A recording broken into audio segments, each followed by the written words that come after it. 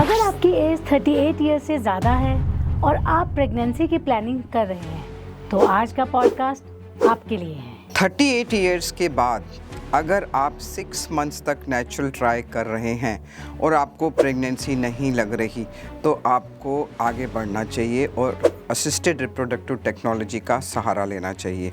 जैसे जैसे मेल की एज बढ़ती है, मेल के स्पर्म्स भी अच्छे नहीं रहते। कभी कभी मेल के स्पर्म्स में एबनॉर्मलिटी बहुत ज़्यादा हो जाती है जिससे वो प्रेगनेंसी बनाने के लायक नहीं होते। अगर पीरियड्स आ रहे हैं इसका मतलब ये नहीं कि फर्टिलिटी अच्छी है। अगर एक भी फॉलिकल बन रहा होगा और वो हार्मोन प्रोड्यूस कर रहा है, चाहे वो रप्चर होता हो या नहीं रप्चर होता हो, तो आपको पीरियड्स आते रहेंगे।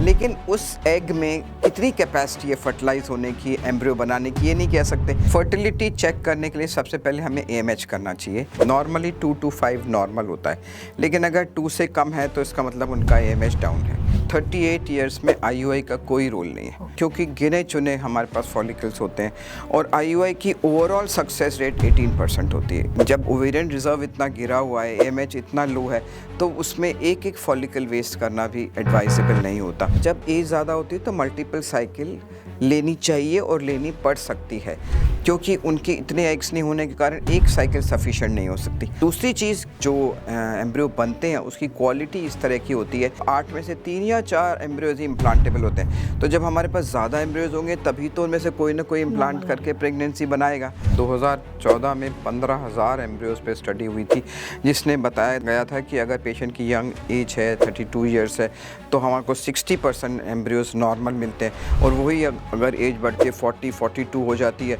तो उसमें से केवल 20% ही एम्ब्रियोज रहते हैं जो इम्प्लांटेबल होते हैं या नॉर्मल कह सकते हैं, उनको नॉर्मल होते हैं। डोनर एग के बच्चे हमने प्रैक्टिकली देखे हैं, इतने ही अच्छे होते हैं जितने सेल्फ एग के होते हैं। कई बार तो हमें पूछना भी पड़ता है कि भाई ये बता दो ये डोनर एग से था या सेल्फ एग से था।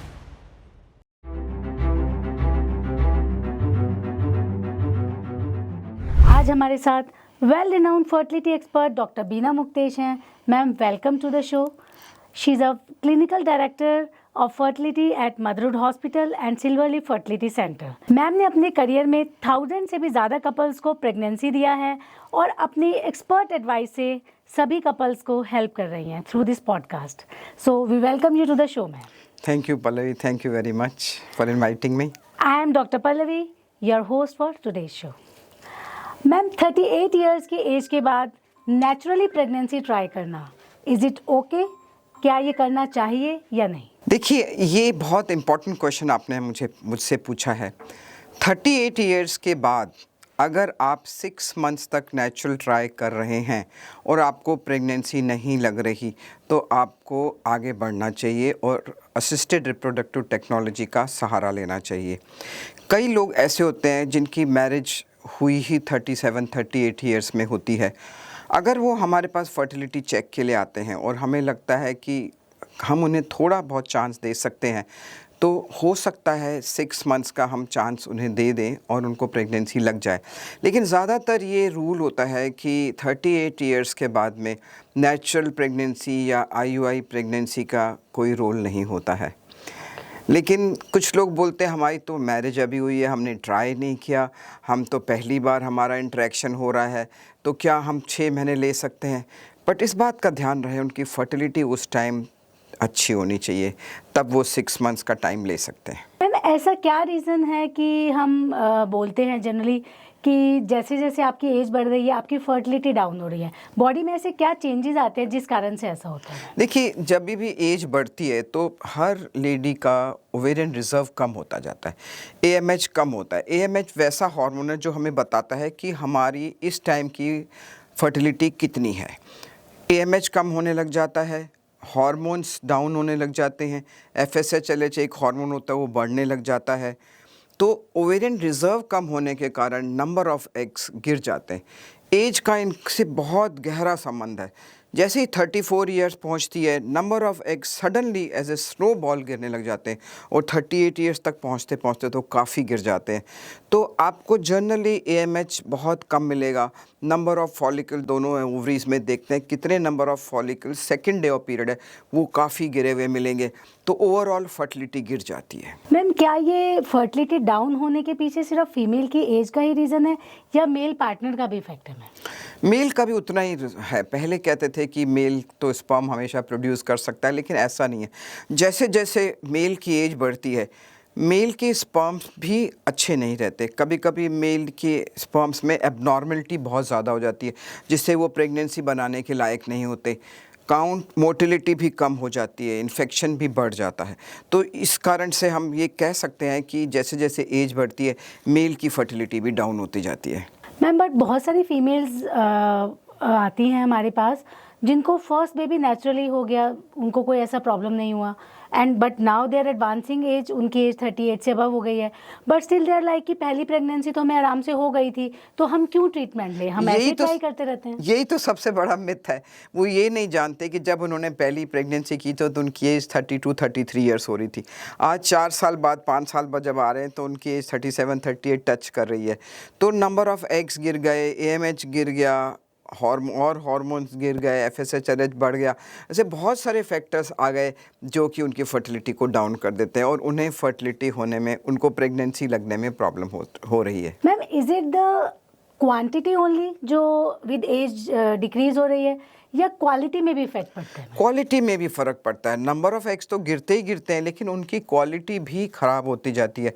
देखिए, अगर कोई 30 या 32 ईयर्स में अगर हम एम्ब्रियोज़ बनाते हैं और हमने मान लीजिए 10 एम्ब्रियो बनाए, उसमें से 7 या 8 एम्ब्रियोज़ ऐसे होते हैं जो इम्प्लांटेबल होते हैं। इम्प्लांटेबल का मतलब ये नहीं कि वो इम्प्लांट हो ही जाते हैं, लेकिन उनमें कैपेसिटी होती है इम्प्लांट होने की। उसी तरह से अगर हमें 37-38 ईयर्स में 10 एम्ब्रियोज़ मिले तो उसमें 3 या 4 ही एम्ब्रियो होते हैं जो इम्प्लांटेबल होते हैं। इसका मतलब उनकी क्वालिटी अच्छी नहीं रही, ख़राब हो गई। दूसरा, जैसे जैसे एज बढ़ती है, एबनॉर्मलिटी के चांसेस भी बढ़ जाते हैं। एबनॉर्मल एम्ब्रियोज़ ज़्यादा बनते हैं as compare to normal embryos, तो इस कारण से क्वालिटी भी डिटीरियोरेट होती है। मेल के स्पर्म्स के कारण भी कभी कभी इनफर्टिलिटी पाई जाती है, क्योंकि जैसे जैसे मेल्स की एज बढ़ती जाती है उसमें एबनॉर्मल स्पर्म्स होने की चांसेस बहुत ज़्यादा होते हैं। इसीलिए एज के साथ मेल की फर्टिलिटी भी गिरती है। मैम, बहुत सारी फीमेल्स हमारे पास आती हैं एंड जैसे कि हमें तो पीरियड्स रेगुलर हो रहे हैं, रेगुलर पीरियड्स मतलब कि ओवुलेशन हो रहा है, तो फिर क्यों नहीं प्रेगनेंसी हो रही? फर्टिलिटी और रिजर्व तो फिर मेरा अच्छा ही होना चाहिए if I am having periods regularly. देखिए, पीरियड्स का फर्टिलिटी के से बहुत गहरा संबंध है। अगर पीरियड्स आ रहे हैं, इसका मतलब ये नहीं कि फर्टिलिटी अच्छी है। पीरियड्स तो अगर एक भी फॉलिकल बन रहा होगा और वो हार्मोन प्रोड्यूस कर रहा है, चाहे वो रप्चर होता हो या नहीं रप्चर होता हो, तो आपको पीरियड्स आते रहेंगे। लेकिन उस एग में कितनी कैपेसिटी है फर्टिलाइज होने की, एम्ब्रियो बनाने की, ये नहीं कह सकते। अगर AMH कम हो गया, number of follicles second day of period कम हो गए, तो फर्टिलिटी डाउन हो जाती है, पीरियड्स आते रहते हैं। 0.02, 0.01 AMH के साथ भी हमने बहुत सारे पेशेंट को देखा जिन्हें नॉर्मल पीरियड्स आते रहते हैं। लेकिन पीरियड्स और फर्टिलिटी साथ साथ नहीं चलते।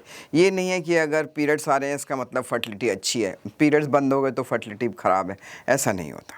मैम, 38 की एज के बाद जो भी कपल्स हमारे पास आते हैं प्रेगनेंसी की प्लानिंग के लिए, उनमें क्या बेसिक फर्टिलिटी से रिलेटेड टेस्ट हमें एडवाइस करने चाहिए? देखिए, फर्टिलिटी चेक करने के लिए सबसे पहले हमें AMH करना चाहिए। AMH हमें बताता है कि उस स्टेज पे उनका AMH कितना है और फर्टिलिटी नॉर्मली 2 to 5 नॉर्मल होता है, लेकिन अगर 2 से कम है तो इसका मतलब उनका AMH डाउन है। सेकेंड डे ऑफ पीरियड बुला के दोनों ओवरीज में एंट्रल फॉलिकल काउंट्स देखनी चाहिए। एंट्रल फॉलिकल काउंट का मतलब होता है कितने कितने फॉलिकल्स हमें दिखाई दे रहे हैं एक एक ओवरी में। जनरली 6 to 7 दिखाई देते हैं एक एक ओवरी में। तीसरी चीज़, उनकी हस्बैंड का स्पर्म देखना बहुत इंपॉर्टेंट होता है कि स्पर्म की मॉर्फोलॉजी कैसी है, स्पर्म का काउंट कैसा है, मोटिलिटी कैसी है। ये मेल पार्टनर के लिए हो गया। फीमेल पार्टनर के लिए अल्ट्रासाउंड एंट्रल फॉलिकल काउंट देखने के लिए यूट्रस भी देखना चाहिए कि यूट्रस में लाइनिंग कैसी है, थिन तो नहीं है, फाइब्रॉइड तो नहीं है, सिस्ट तो नहीं है, ओवेरियन सिस्ट तो नहीं, ये सब चीज़ों का हमें ध्यान देना चाहिए। तो enteral follicle count, ultrasound, mail sperm और एज, ये सब मिला करके ओवरऑल उस कपल की फर्टिलिटी बताते हैं। Ma'am in case after getting all this blood test and ultrasound semen analysis, अगर हम फीमेल को एडवाइस करते हैं कि आपको you have to take help of assisted reproductive technology, चाहे वो आईयूआई के लिए प्लान करते हैं एज पर द रिपोर्ट्स या आईवीएफ के लिए, तो मैम किन चीज़ों का हमें ध्यान रखना पड़ता है? इज़ इट लाइक सो कि अगर एज ज़्यादा है तो हम डिफरेंट प्रोटोकॉल्स यूज़ करेंगे, अगर हम फीमेल को आईयूआई का चांस दे रहे हैं तो उस केस में, या अगर फीमेल आईवीएफ के लिए जा रही है तो क्या अलग अलग ट्रीटमेंट प्रोटोकॉल्स रहते हैं एज पर द एज? देखिए, सबसे पहले तो 38 इयर्स में आईयूआई का कोई रोल नहीं है। आईयूआई के लिए एडवाइस भी नहीं करना चाहिए, क्योंकि गिने चुने हमारे पास फॉलिकल्स होते हैं और आईयूआई की ओवरऑल सक्सेस रेट 18% होती है, 18 to 20%, बेस्ट टू बेस्ट। अब जब ओवेरियन रिजर्व इतना गिरा हुआ है, एएमएच इतना लो है, तो उसमें एक एक फॉलिकल वेस्ट करना भी एडवाइजेबल नहीं होता। आईयूआई का कोई रोल नहीं होता। नेचुरल प्रेगनेंसी और आईयूआई का ऑलमोस्ट सेम ही, आप तो नेचुरल प्रेगनेंसी का भी जनरली नहीं होता।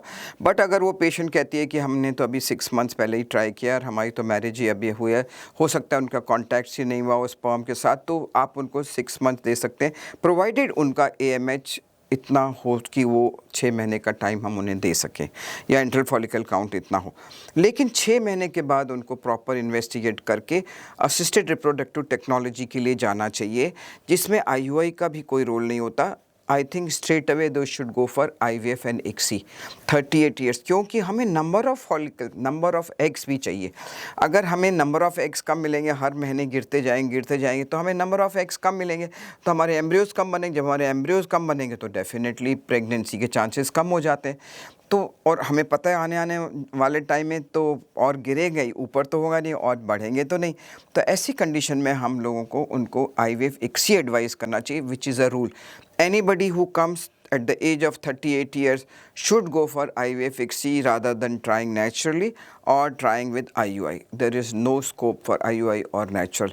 Success rate में कितना फ़र्क है, तो हमें तो उन्हें प्रेगनेंसी देनी है ना। हम तो उनको ये नहीं सोच सकते कि नहीं आप कर लीजिए, आप साल 2 साल कर लीजिए तब आप आओगे, तो हमें ये भी नहीं मिलेगा जो आज हमें मिल रहा है। आईवीएफ की बात अगर करें तो इस एज ग्रुप में क्या डिफरेंट प्रोटोकॉल्स हैं, क्या डिफरेंट ट्रीटमेंट्स हैं अगर हम फीमेल के लिए इंजेक्शंस और ड्रग्स में, प्रोटोकॉल में मैम क्या चेंजेस हमें करने पड़ते हैं? देखिए, दोनों के प्रोटोकॉल बहुत टेक्निकल है, लेकिन कभी कभी अलग भी होते हैं।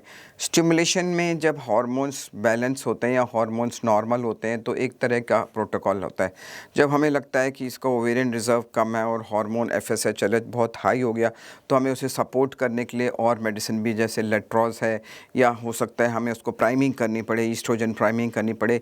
ये बहुत टेक्निकल है, इसमें डिटेल में जाने की ज़रूरत नहीं है। बट हाँ, अगर एज ज़्यादा होती है तो थोड़े से प्रोटोकॉल डिफरेंट होते हैं एज़ कम्पेयर टू नॉर्मल जब होता है। तो मैम इंक्रीज एज के कारण आईवीएफ के ट्रीटमेंट में क्या फीमेल का मेडिकल हेल्थ या उनकी कोई कोमॉर्बिड कंडीशंस, क्या उनका भी रोल है? आपने बहुत अच्छी बात बताई। देखिए, जब भी हम कोई पेशेंट का बोलते हैं कि हमें क्या करना चाहिए 38 इयर्स के लिए, तो उनकी जनरल कंडीशन देखना बहुत ज़रूरी है। उनको ब्लड प्रेशर तो नहीं है, ब्लड शुगर तो नहीं है, कोई कार्डिक, क्योंकि एज के साथ ये चीज़ें भी बढ़ जाती। क्या ये प्रेगनेंसी ले पाएंगी, कभी इनका ब्लड शुगर तो बहुत हाई नहीं है, प्रेगनेंसी के साथ और बढ़ जाएगा। क्या इनका ब्लड प्रेशर इतना हाई है कि अबॉर्शन होने के चांसेस ज़्यादा होती है और प्रेगनेंसी के साथ ब्लड प्रेशर बढ़ जाएगा। क्या इनको कोई कार्डिक प्रॉब्लम तो नहीं है। पेप स्मीयर करना भी बहुत ज़रूरी होता है। जब भी हम किसी पेशेंट को स्टिमुलेट करते हैं आईवीएफ के लिए और उसकी एज 38 है, तो हमें पेप स्मीयर करके ज़रूर देखना चाहिए, क्योंकि हम हार्मोन से इंजेक्ट करते हैं और हार्मोन इंजेक्शन करने से पहले हमें पता होना चाहिए कि सर्विक्स बिल्कुल नॉर्मल है, उसमें कोई ऐसी चेंजेस नहीं है जो कि हमें वार्न करते हैं कि हम उसमें स्टिमुलेशन ना करें। तो हम ये पेप स्मीयर कर सकते हैं। और जैसे मैंने आपको बताया, evaluation of thyroid, diabetes, blood pressure, इन सब चीज़ों का ECG करना बहुत ज़रूरी होता है।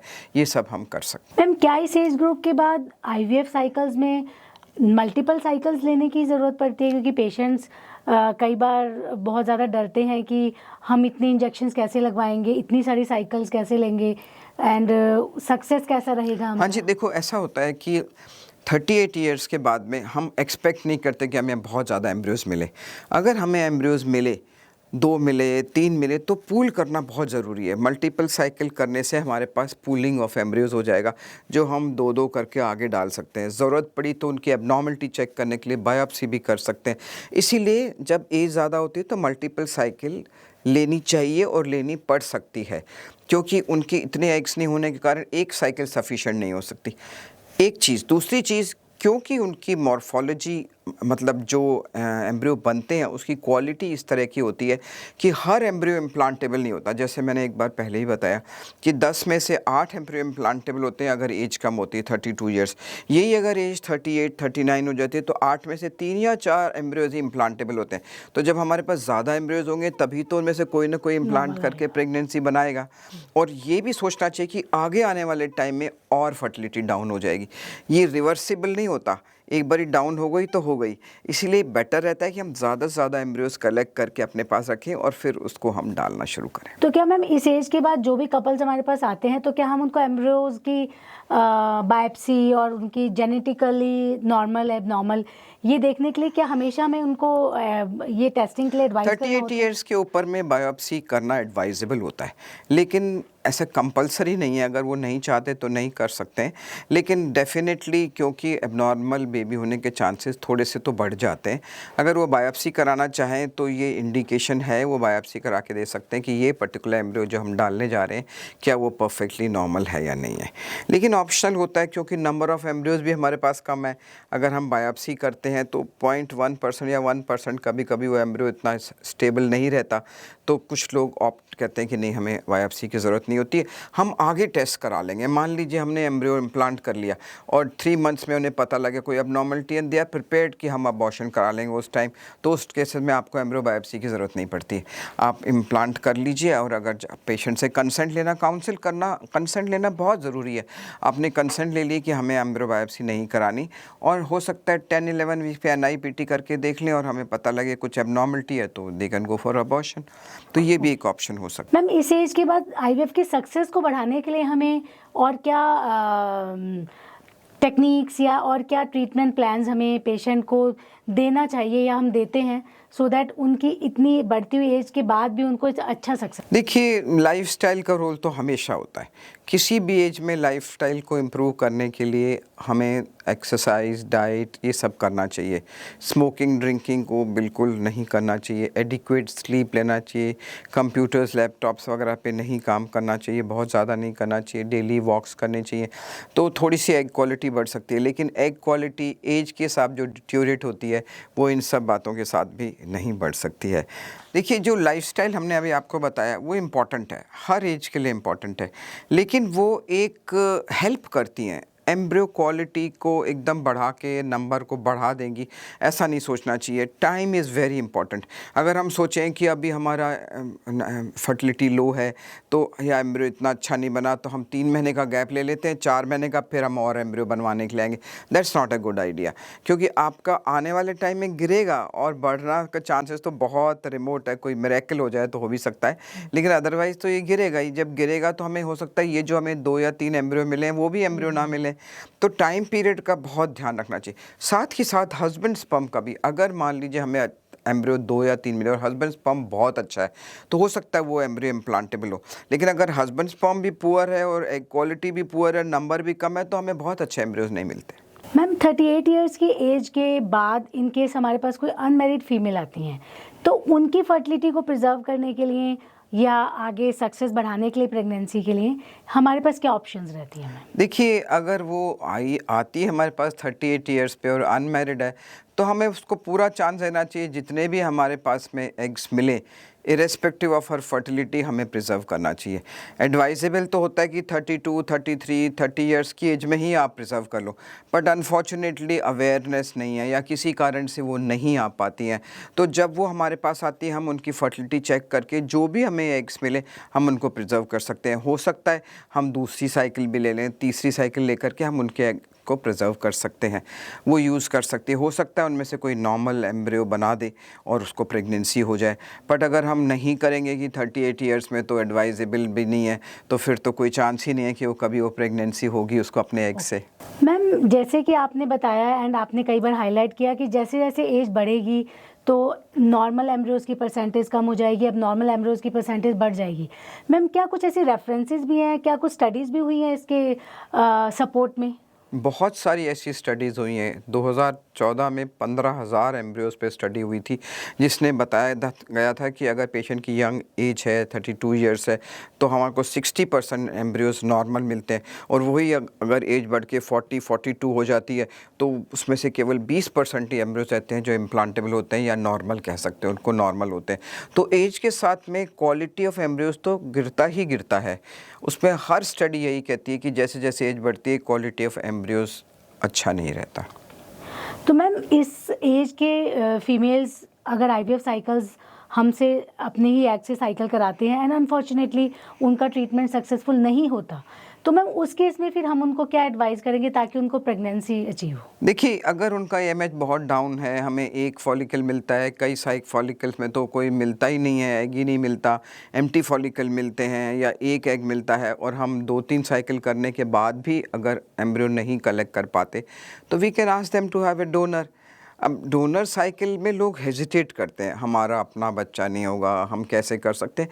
हमें सोचना चाहिए, अगर हमारे पास कोई ऑप्शन नहीं है और अगर हमने डोनर एग ले लिया तो हमारे हस्बैंड का स्पर्म है, फर्टिलाइज़ करा दिया, आपके यूट्रस में डाला, आपको मदरहुड हुआ, आपने प्रेगनेंसी एक्सपीरियंस किया, आपने डिलीवर किया, आपने बच्चे को फीड किया, 80% बच्चा आपका ही है, केवल जेनेटिकली थोड़ा सा ही तो आपका प्रेगनेंसी नहीं है, और आपको मालूम है, आपके हस्बैंड को मालूम है हमने डोनर एग लिया। अगर आप छुपाना चाहते हैं, नहीं बताना चाहते, तो आप किसी को भी मत बोलिए कि हमने डोनर एग लिया। डोनर एग के बच्चे हमने प्रैक्टिकली देखे हैं, इतने ही अच्छे होते हैं जितने सेल्फ एग के होते हैं। कई बार तो हमें पूछना भी पड़ता है कि भाई ये बता दो, ये डोनर एग से था या सेल्फ एग से था, पहचान में ही नहीं आते। ये मत सोचिए कि डोनर एग है तो कोई ऐसी डोनर आ जाएगी, हमारा बच्चा हमसे मिलेगा नहीं, हम कैसे कर सकते हैं, ऐसा नहीं सोचना चाहिए हमें। मैम जैसे आपने डोनर एग की ऑप्शन के बारे में बताया, इन केस हम किसी कपल का आईवीएफ साइकिल करते हैं आफ्टर 38, तो क्या मैम डोनर एग्स एंड अगर उनका फॉर्चुनेटली उनका एएमएच अच्छा है और she is producing good number of eggs, हमने आईवीएफ साइकिल किया है, अच्छे एग्स मिले हैं, अच्छे एम्ब्रियोज बने, but still pregnancy is not happening, तो क्या मेल स्पर्म पर भी हम ऑप्शनल रख सकते हैं डोनर स्पर्म एंड ऑल? हाँ जी, अगर सपोज़ कि हमें एम्ब्रियोज अच्छे नहीं मिलते और एग हमें मालूम है कि अच्छा है, क्वालिटी अच्छी नहीं मिली है, और हस्बैंड स्पर्म बहुत पुअर है, रिपीटेडली इन्फेक्शंस आ रहे हैं, ठीक नहीं हो रहे, ट्रीट कर रहा है, मोटिलिटी बहुत कम है, मॉर्फोलॉजी बहुत ख़राब है, लेस देन 1% है, काउंट बहुत ख़राब है, तो हम डोनर स्पर्म भी ले सकते हैं और ट्राई कर सकते हैं कि ज़्यादातर उनके एम्ब्रियोज अच्छे बने। लेकिन अगर 38 इयर्स की बात हम करें, 38 की फ़ीमेल, और अगर हमने डोनर स्पर्म भी लिया तो we still don't promise good embryos, क्योंकि एग तो कहीं जाता नहीं है। अपरेंटली देखने में आपने देख लिया अच्छा है, पर हमें क्या पता मॉर्फोलॉजिकली या उसका डीएनए नॉर्मल है, वो तो हम नहीं बता सकते ना।